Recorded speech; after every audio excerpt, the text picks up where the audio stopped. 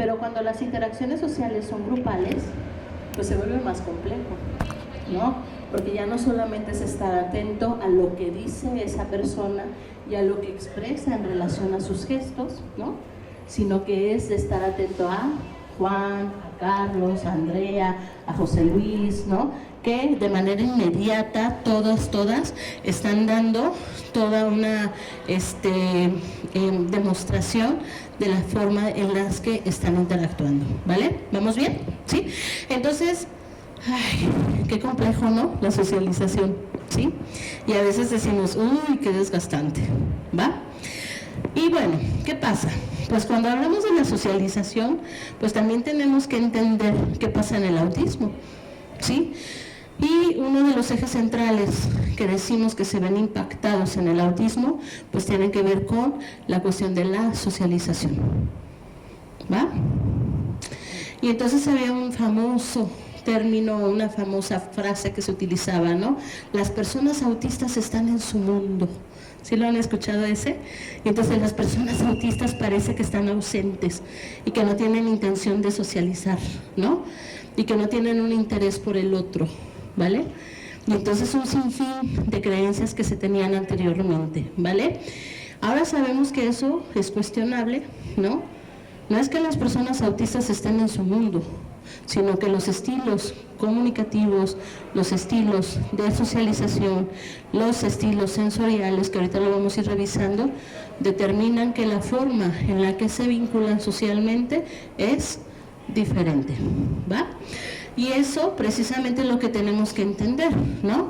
Pues porque ya lo hemos visto, el autismo, ya decíamos, ¿es una enfermedad? No, es una condición. ¿De qué? Del neurodesarrollo, ¿vale?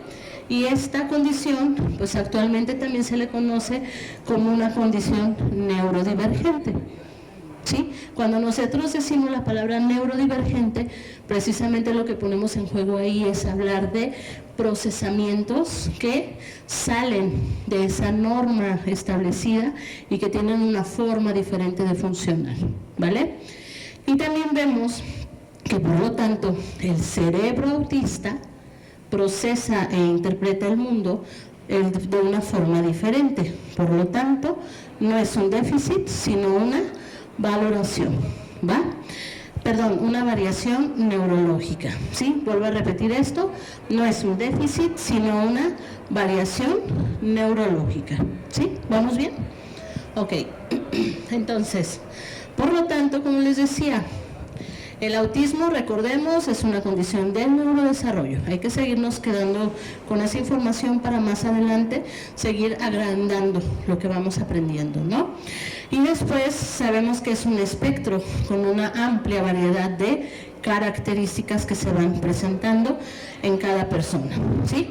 Retomo la segunda palabra central, que cuando decíamos de autismo, la que acompaña es espectro. ¿Se acuerdan? Espectro autista o trastorno del espectro autista, ¿sí?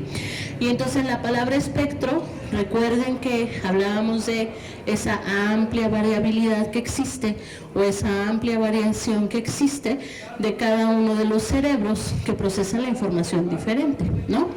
Y ayer yo les contaba, digo ayer porque veo algunas personas que vinieron ayer yo les contaba que actualmente hacemos la invitación a no hablar del autismo, ¿no?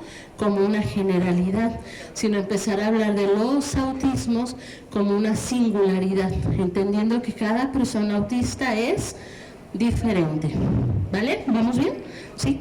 Y por lo tanto en esa diferencia tenemos que ir entendiendo, ¿no? Que claro, estamos hablando de un procesamiento diferente y decimos, ¿dónde está la diferencia en ese procesamiento? ¿No?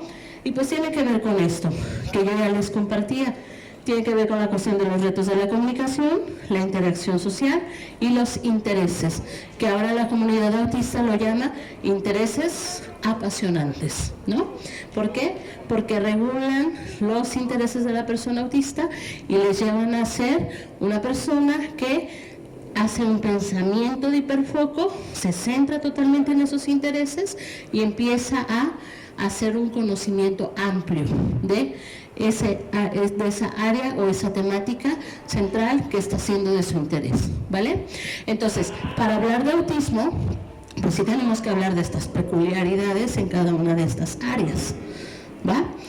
Y sabemos que las manifestaciones de las características y sus peculiaridades las vamos a ir identificando a través de los procesos de evaluación diagnóstico.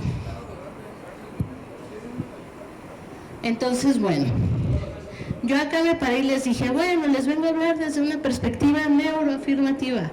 Sí escucharon, ¿verdad?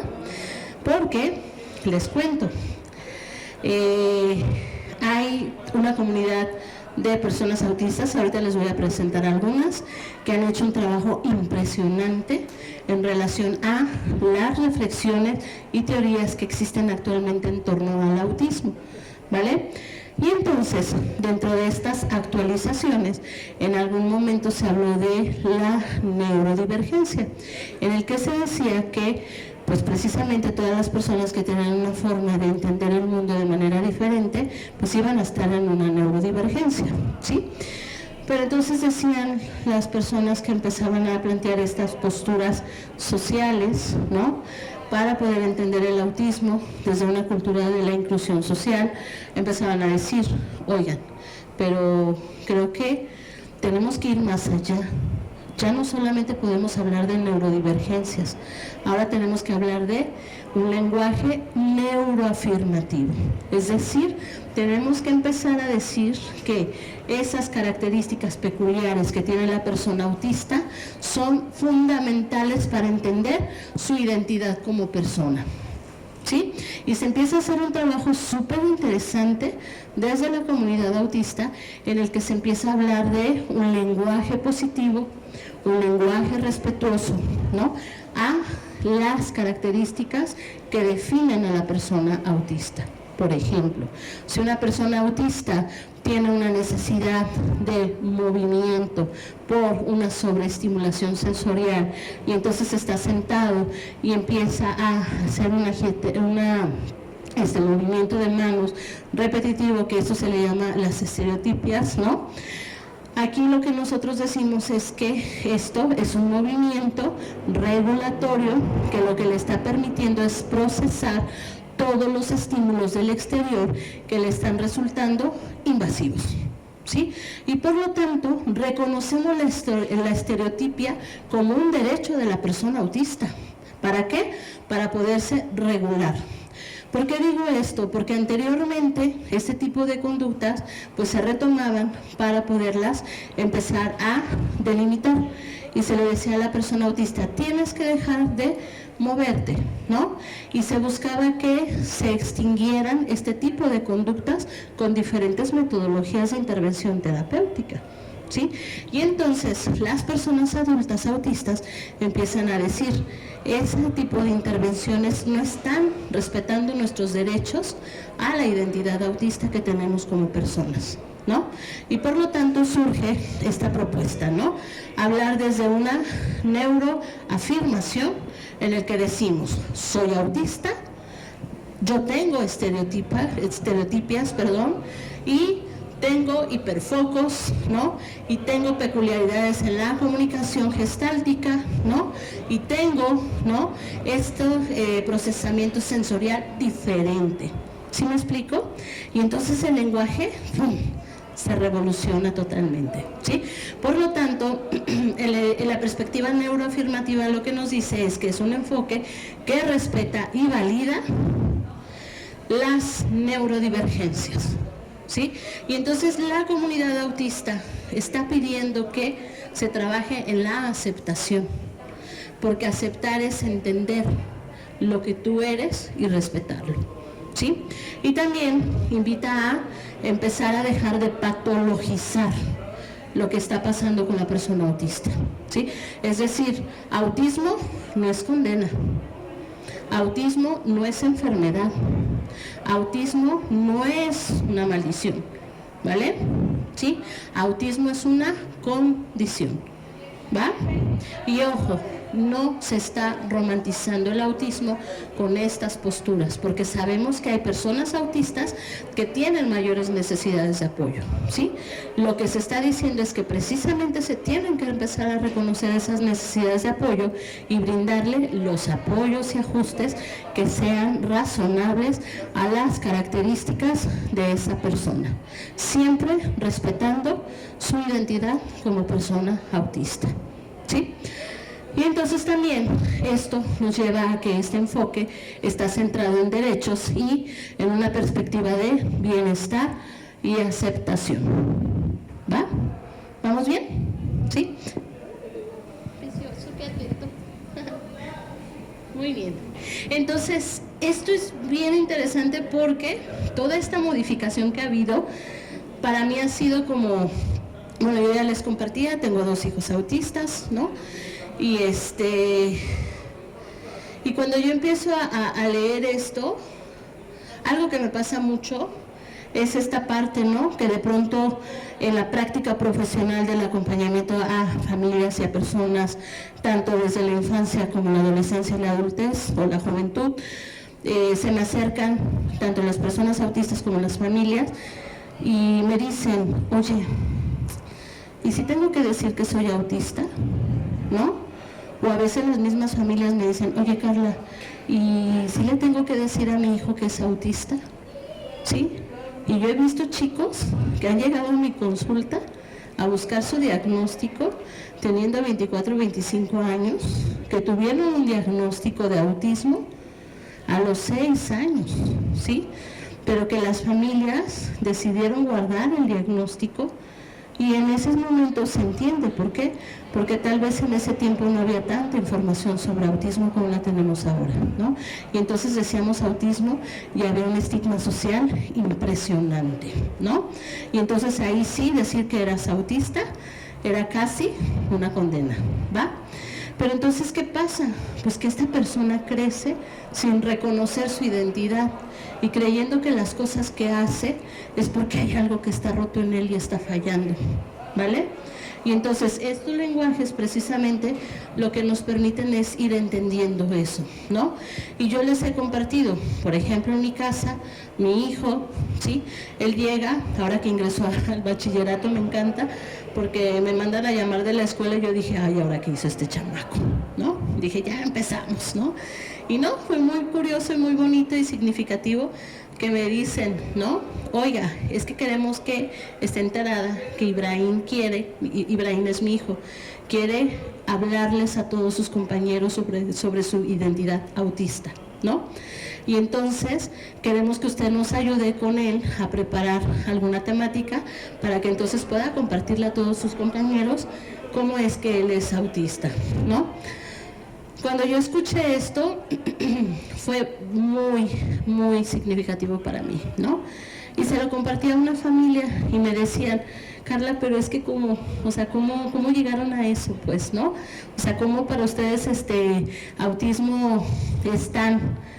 yo les digo, el autismo para mí es la norma, ¿sí me explico? Porque lo vivimos todos los días, ¿sí? Y entonces en mi casa se autistea, ¿no?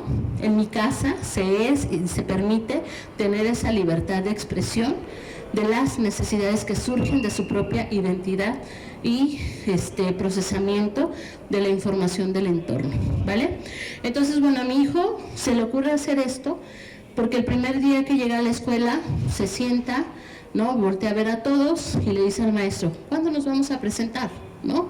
Y ya le dice el maestro, ahorita, ¿no? Llega el momento de la presentación y se para y les dice, lo primerito, soy autista y mi nombre es Fernando Ibrahim, ¿no? Entonces, eso es muy significativo, ¿no? Y mi hijo cuando va por la calle y va reconociendo, de pronto está con personas y lo saludan y demás, lo primero que dice es, soy autista, ¿sí? Y es importante y bonito, ¿por qué? Porque él se reconoce desde ahí, ¿sí? Porque siempre se le ha permitido reconocerse y poder estar, ¿no? En esa identidad como persona autista, ¿vale? ¿Y qué ha impactado esto socialmente? Pues que precisamente sus compañeros van entendiendo por qué Ibrahim a veces hace cosas que para ellos les resultan extrañas, ¿no? O que les resultan diferentes, ¿vale? Y esa es una parte bien importante, ¿no? Por lo tanto, una de las cosas que primero les dijo Ibrahim a sus compañeros es, ¿qué creen? A mí sí me gusta tener amigos, ¿no? Pero a veces me enfado de la gente, ¿no? Y si ven que de pronto me paro y me voy es porque ya me enfadé, ya me saturé. Pero no es porque esté siendo grosero, ¿sí? Sino porque para mí ya es demasiado y necesito descansar. ¿Sí me explico? ¿Qué está haciendo ahí? Reconociendo, ¿no?, los retos que él puede tener, los está exponiendo socialmente. Los compañeros, ahí tuvo la fortuna de encontrar compañeros que tenían esta disposición de escucha y empezaron a reconocer y a validar esa experiencia, ¿sí? Y esto se me hace muy importante como entrada para este mito. ¿Por qué? Porque siempre se piensa que las personas autistas no tienen interés en socializar, ¿va? Y vemos que no, o sea, muchas personas sí quieren, pero lo hacen de una forma diferente, ¿sí? Tengo otro chico que me encanta que les dice a sus amigos, pueden venir a visitarme, pero de tal hora a tal hora. Después de esa hora, yo ya no los recibo en mi casa, ¿no? Y al principio la mamá me decía, Carla, pero es que es bien grosero, eso no se hace, ¿no? Porque socialmente se supone que tenemos que tener una apertura, ¿no?, a recibir a las personas. Pero ¿quién dice que tiene que ser así? ¿Y quién dice que él, al exponer sus necesidades, no está siendo respetuoso? Y respetuoso tanto con él como con la persona. ¿Por qué? Porque él no recibe a las personas después de una hora, porque se pone a caminar y necesita caminar. ¿Sí me explico? Y si recibe a una persona después de esa hora, pues le empieza a alterar su rutina y sus rituales, pues, ¿no? Ya después a los amiguitos les explico esto, ¿va? Entonces, sí es un mito. Las personas autistas quieren socializar, las personas autistas quieren tener amigos, las personas autistas tienen un interés social.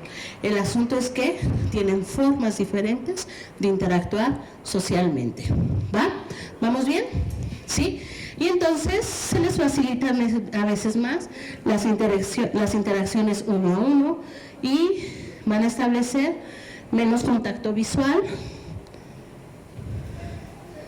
Ay, ¿qué hice? Bueno, van a establecer menos contacto visual. Tengo una chica que es súper chida, todas las y los compañeros de su salón le quieren. Y es muy curiosa porque ella siempre está hablando con alguien y se pone de lado, no mira a los ojos, pero siempre está escuchando.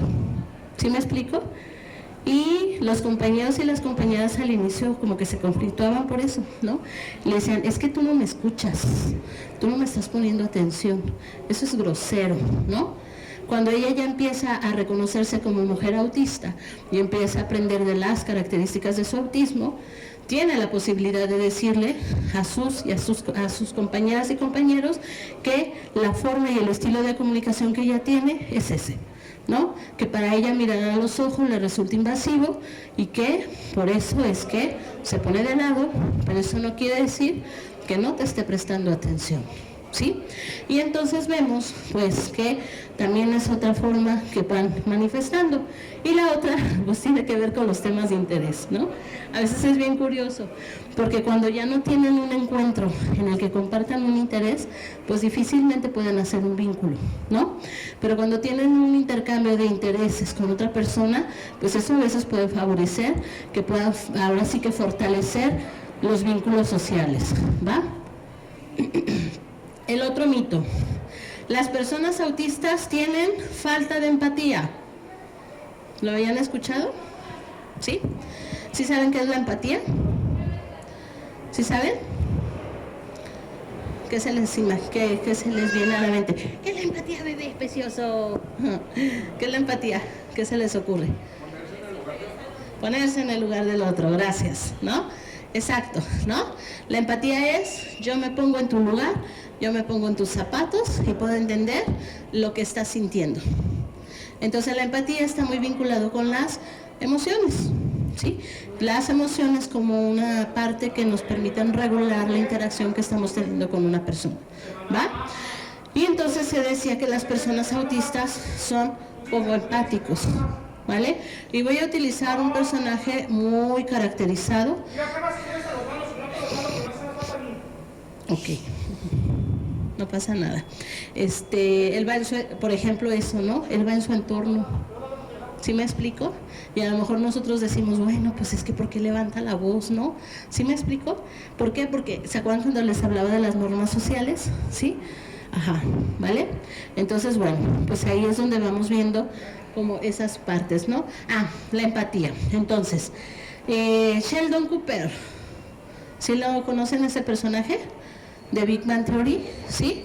Ah, pues un personaje bien caricaturizado del autismo, porque tampoco es que sea eso el autismo, ¿va? Pero voy a utilizar lo que él hace, porque él siempre está como en esta parte, en esta postura de que está con sus compañeros, amigos, y siempre es inoportuno en sus comentarios, ¿no? Siempre es egocentrista, si el otro está molesto no le importa y no le impacta, ¿no? Y entonces pareciera que es una persona que es poco empática, ¿sí?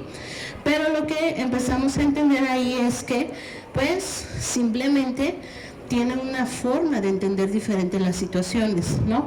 Y suelen ser más literales, ¿no? Pueden ser más directos en los comentarios que ellos hacen, ¿va? Pero ahora, y ahorita les voy a platicar una teoría muy bonita que surgió, que a mí me encanta cada que yo la leo, ¿no? En el que se dice, ok, ya entendemos que la empatía pues tiene que ver con esta parte de entender al otro y cuando yo lo entiendo, regularme y actuar de una forma para poder acompañar al otro, ¿sí? Pero, ¿qué pasa con la persona autista? Que precisamente se le decía que la persona autista era una persona que no tenía empatía, que no le interesaba el otro. Incluso había ahí un momento en el que se decía que las personas autistas no tenían sentimientos, ¿va?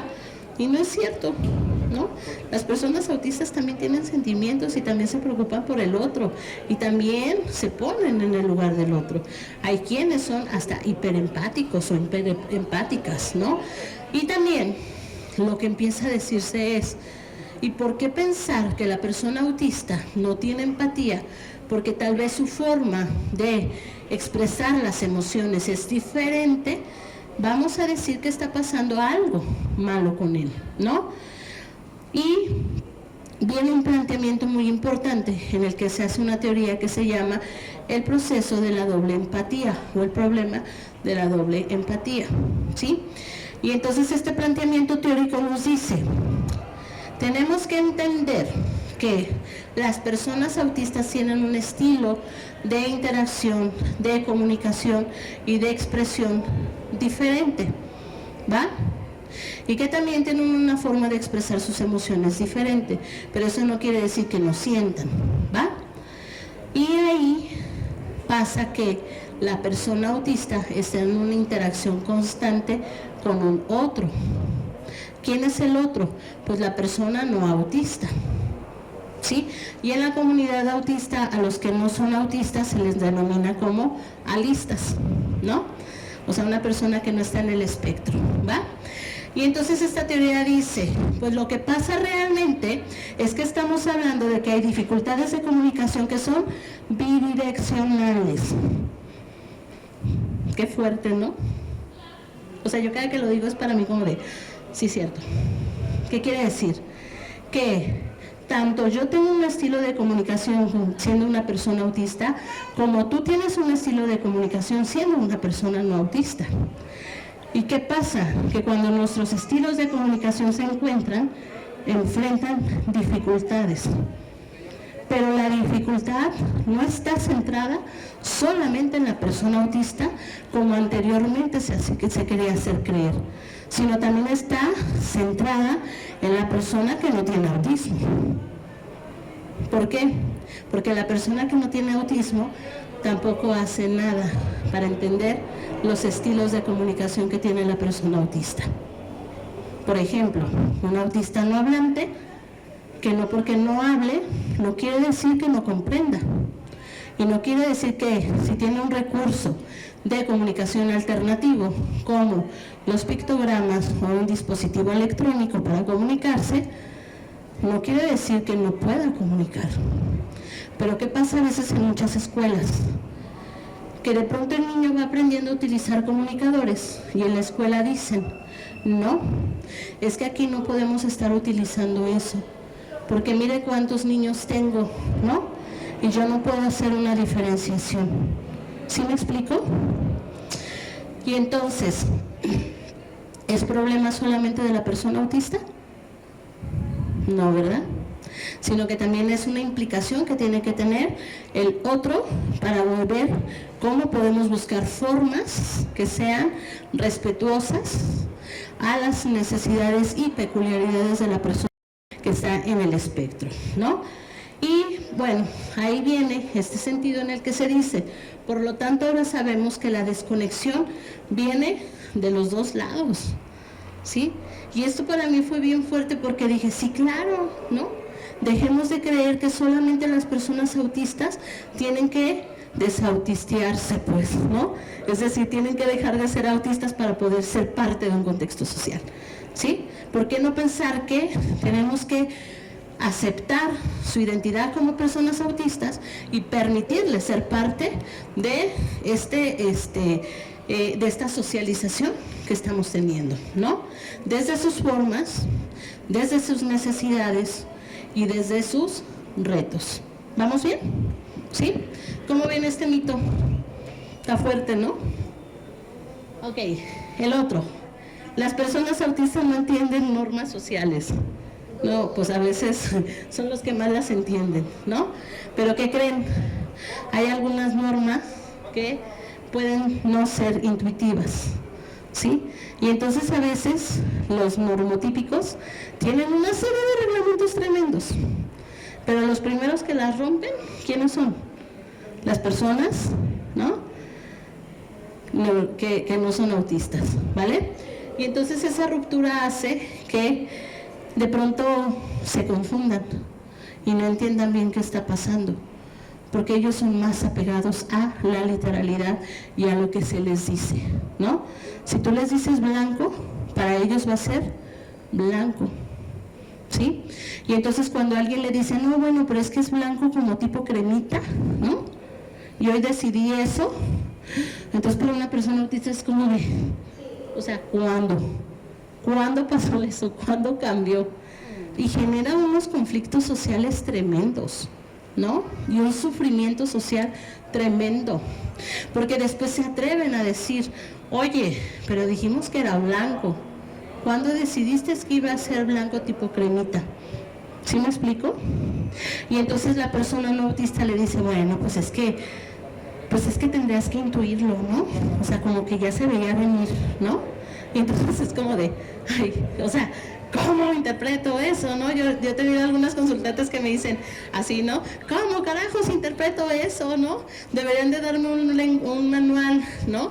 De las inferencias que tendría que hacer con cada palabra que me dice una persona no autista, ¿no? Y entonces es esa parte que de pronto también se vuelve complicado, ¿no? Por lo tanto, sí, claro, ellos pueden aprenderse las normas sociales, ¿no?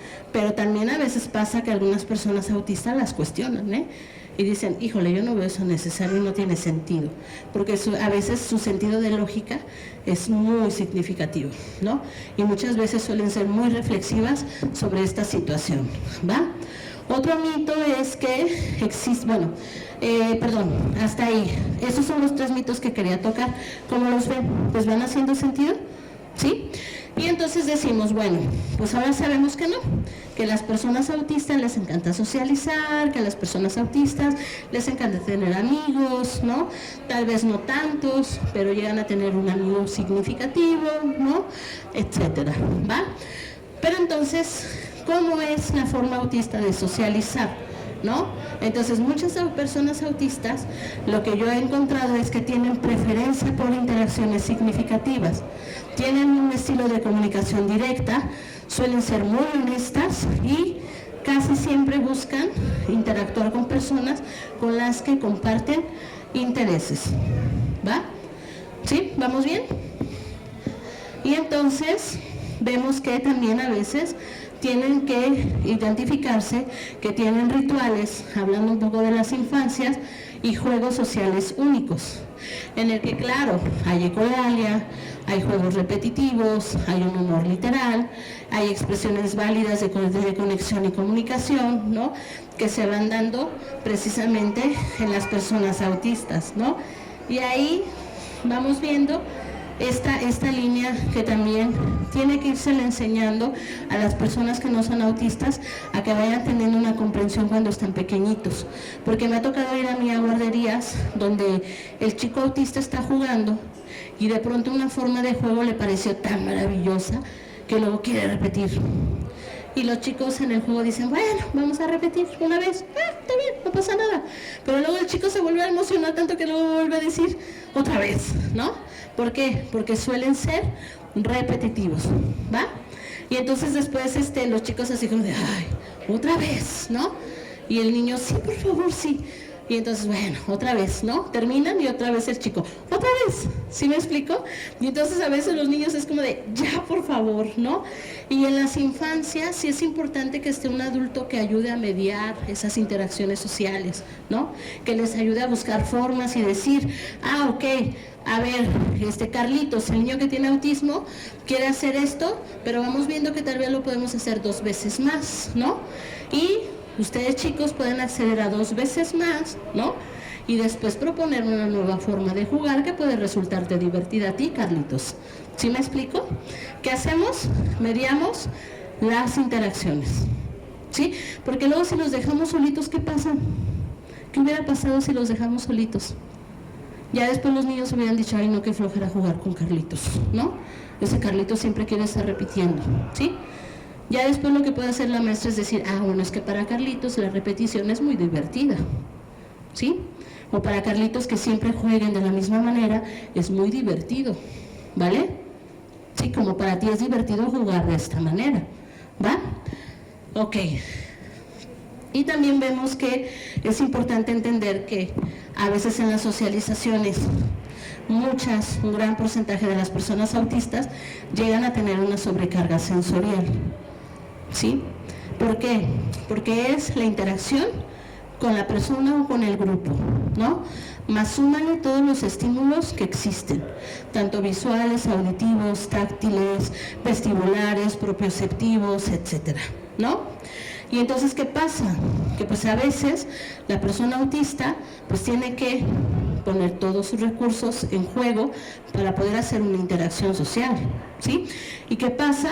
Pues que a veces esos ambientes cuando son muy ruidosos o que tienen estos estímulos intensos dificultan la interacción, ¿vale? Yo recuerdo mucho un chico que él me decía, es que de verdad mis compañeros de la escuela me caen muy bien, ¿no? Y son muy chidos, y yo me la puedo llevar muy chido con ellos, pero cuando estamos en la escuela, en el salón, ¿no? Es autista, dice, pero luego después me invitaron a que fuera yo con ellos a un bar, ¿no? Y yo, aunque me fascina el rock, yo no tolero estar en un bar en el que esté escuchando la música con niveles muy intensos, y no solo la música, sino después también el ruido de las personas hablando. Dice, y no solo eso, sino también el ruido de cuando están sirviendo las bebidas, ¿no? Y entonces decía, pues para mí todo eso es demasiado, ¿sí me explico? Dice, y los querré mucho, me caerán muy bien, pero para mí ese espacio ya no es agradable, ¿no? Y recuerdo mucho un chico que me decía, pero entonces pareciera que si yo no voy a la fiesta, ¿no? Me perdí de algo importante. Porque las fiestas sabemos que lo que se fortalece también que son los vínculos, ¿no?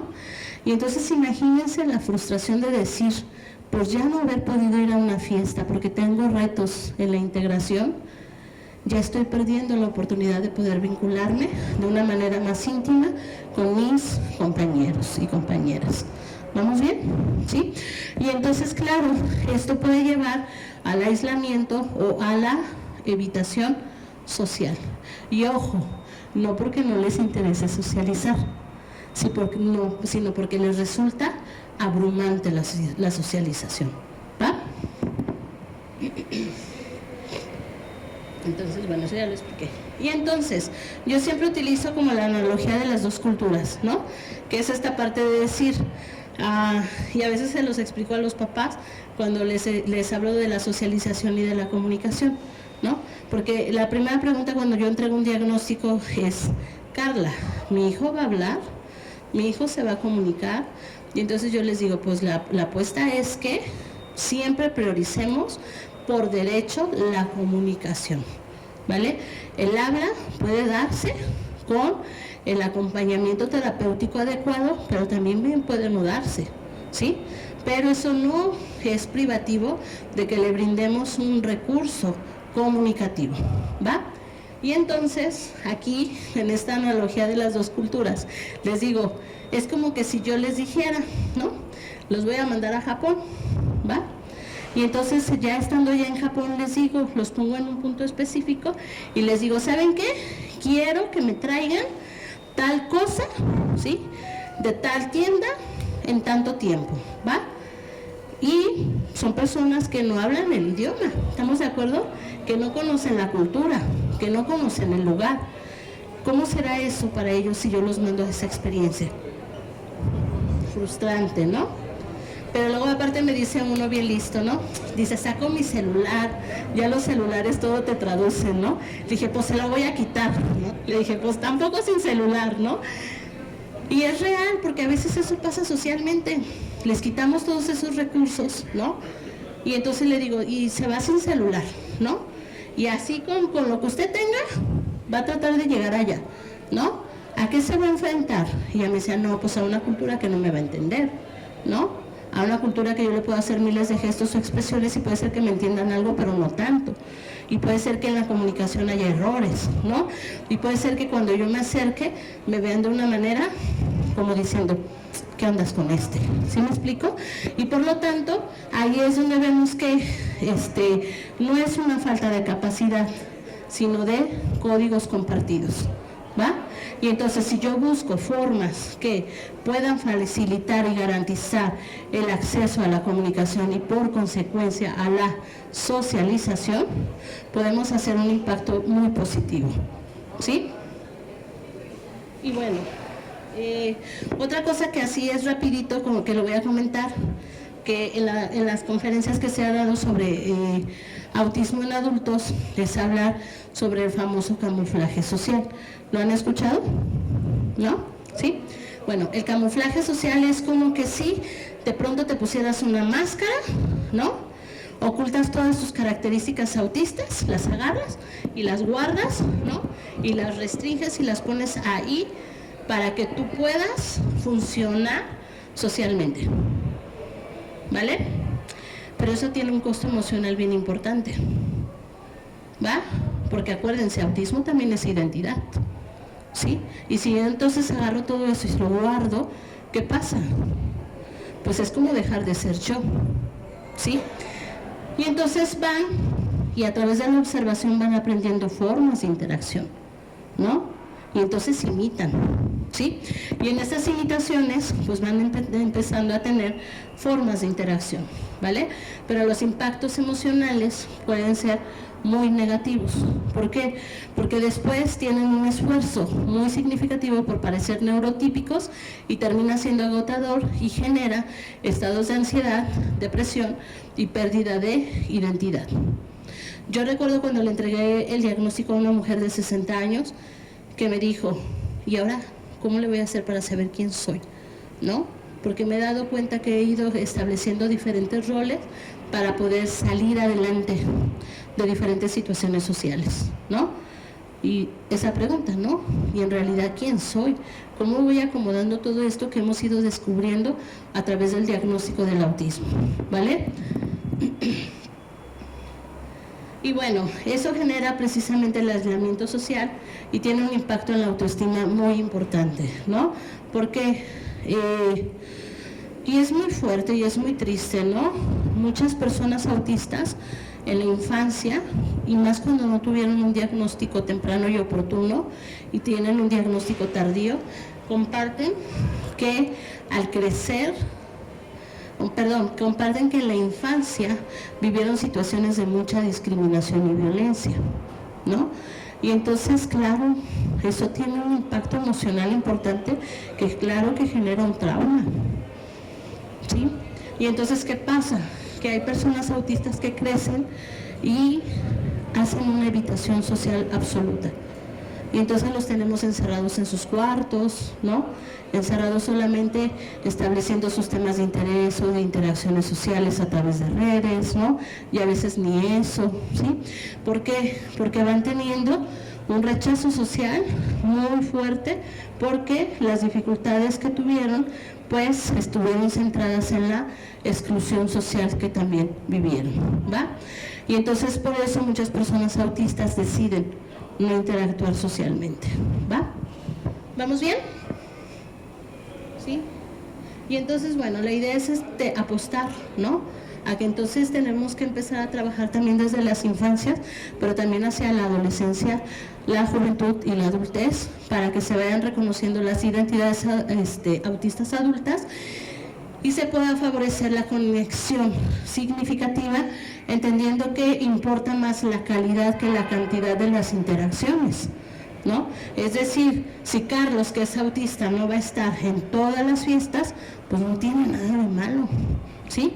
Porque Carlos no puede estar en todas las fiestas, ¿va? También entender que muchas personas autistas a lo que han recurrido es empezar a hacer alianzas o grupos de amistad con personas que también son neurodivergentes, ¿va? Y eso les ha permitido tener interacciones más significativas, ¿no? Y bueno, ¿cuál es la propuesta? Que cambiemos el enfoque, ¿no? Y que en vez de enseñar a las personas autistas a parecer neurotípicas, les vayamos dando espacios que sean accesibles para todas y todos y todes, porque también hay identidades dentro de la comunidad LGTB, ¿no? Que tienen identidad trans y que también tienen una identidad de género fluido, ¿va? Y entonces ahí tenemos que generar estos espacios que sean accesibles, ¿no? Por lo tanto, en las prácticas concretas se propone que, uno, validemos diferentes formas de comunicación. Es decir, hay miles de formas en las que yo puedo recurrir o a las que yo puedo utilizar para poder comunicar, ¿va? Y también entender que no podemos exigir que las personas establezcan un contacto visual, ¿sí? Y también la otra que es muy importante, que aprendamos a escuchar activamente las necesidades de las personas autistas y sus familias, ¿va? ¿Sí? ¿Vamos bien? Ok. Entonces, bueno, ¿qué es lo que nos propone la comunidad neurodivergente?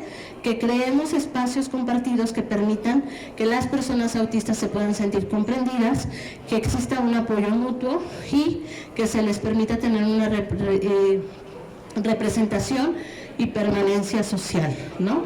Perdón, pertenencia social, ¿va? Entonces, bueno, ahorita voy a regresar a esta diapositiva, pero yo les recomiendo muchísimo que busquen a personas adultas autistas que hacen activismo, ¿no? Hay personas adultas autistas que son hablantes y hay personas autistas adultas que son no hablantes, ¿va? Y cada persona desde sus características ha hecho un trabajo de socialización de la información muy importante y significativo. Dentro de ellos les recomiendo, si alguien quiere tomarle foto para que luego los busquen, está el doctor Damián Milton, que él es el que hace el concepto de la doble empatía, ¿no? Está el doctor Nick Walker, ¿no? Que también es una persona autista, trans y autor de un libro que se llama Neuroqueer, que está bien interesante, ¿sí? Y también está, bueno, estas personas, Morenique es una mujer autista, madre académica y defensora de los derechos civiles humanos, ¿no? De las personas autistas. En la cuestión hispanohablante pueden ustedes encontrar a María Merino, que ella también hace un trabajo de reflexión muy importante sobre la identidad autista y las características sociales. Y aquí están los mexicanos, porque también hay muchísimos y muchísimas activistas, ¿no? y dentro de ellos está Mónica Mera, ¿no? Está Ariadna Pulido, Dani Delgado, y hay otra página que se llama Autismo con Orgullo, ¿no? O Colectivo de Personas Autistas, y ella, Alita, que para muchas de nosotras y nosotros y nosotres es bien importante, ¿no? Que es una mujer autista que se llama Alejandra Cebes. Ella recibió su diagnóstico también de manera tardía, tiene en conjunto o coexiste en su diagnóstico de autismo lo que es altas capacidades y trastorno de déficit de atención con hiperactividad, ¿no? Tiene una página que se llama Historias Cotidianas, ¿va? Y esto quiero leérselos, ¿vale?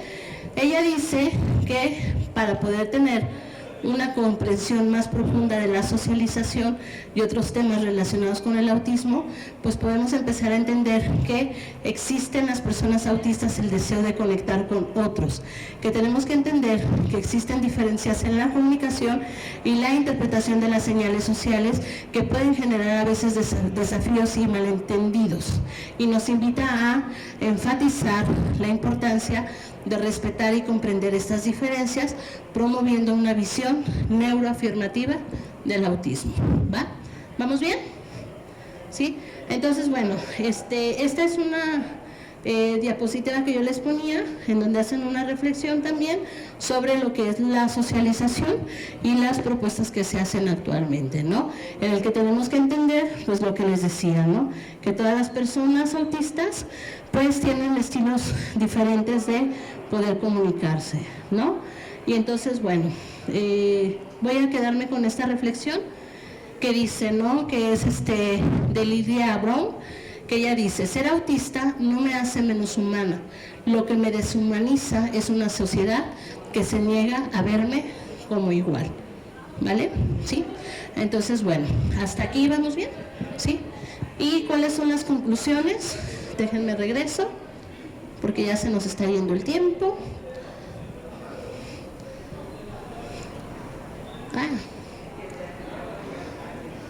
Ahí están.